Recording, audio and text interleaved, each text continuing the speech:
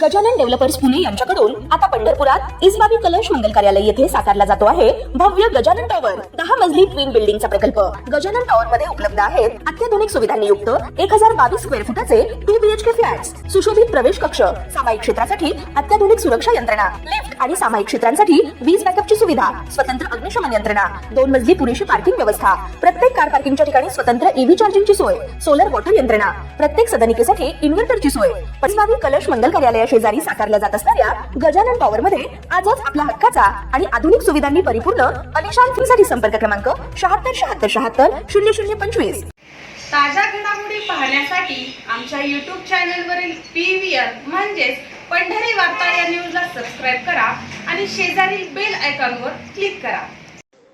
पंढरपूर तालुक्यातील सुस्ते येथे 2 गटात हाणामारी झाल्याची घटना घडली। या घटनेमुळे सुस्ते गावात आणि संपूर्ण पंढरपूर तालुक्यात मोठी खळबळ उडाली आहे। मिळालेल्या माहितीनुसार खासदार धनंजय महाडिक यांच्यावर समाज माध्यमांवर सुरू असलेल्या कमेंट्स, टीका टिप्पणीमधून हा वाद पेटला।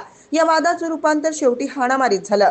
यावेळी डोळ्यात मारण्याचा स्प्रे आणि फायटरचा वापर सुस्ते गावात झाला। ही हाणामारी अत्यंत थरारक आणि धक्कादायक भयानक होती।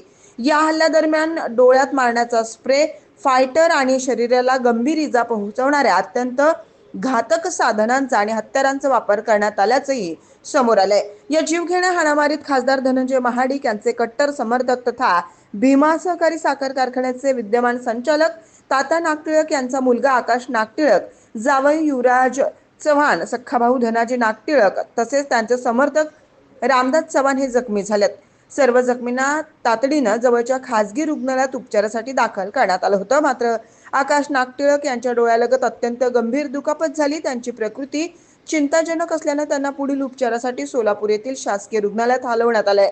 खासदार धनंजय महाडिक यांच्याबाबत सोशल मीडियावर सुरू असलेल्या वादग्रस्त टीका टिप्पणीमुळे आणि जुन्या राजकीय वैमनस्यातून हा संपूर्ण संघर्ष उफाळल्याची चर्चा सध्या सोलापूर आणि पंढरपूरच्या राजकीय वर्तुळात रंगली आहे। या धक्कादायक घटनेनंतर सुस्ते गावामध्ये प्रचंड तणावाचं वातावरण निर्माण झालंय।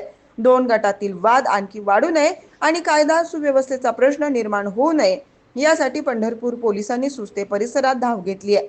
गावात तणावपूर्ण शांतता आहे। पोलीस आरोपींवर गुन्हे दाखल करण्याची प्रक्रिया सुरू करतायत। नृत्यांगना राधा पाटील यांच्या कार्यक्रमात पडलेली वादाची ठिणगी आणि त्यानंतर राजकीय कमेंट्समुळे लागलेला हा भडका यामुळे सुस्ते गावात सध्या प्रचंड तणावाचं वातावरण आहे। गावात पुन्हा कोणताही अनुचित प्रकार किंवा प्रतिहल्ला घडू नये यासाठी पोलीस प्रशासनाकडून चोख बंदोबस्त ठेवण्यात आला आहे।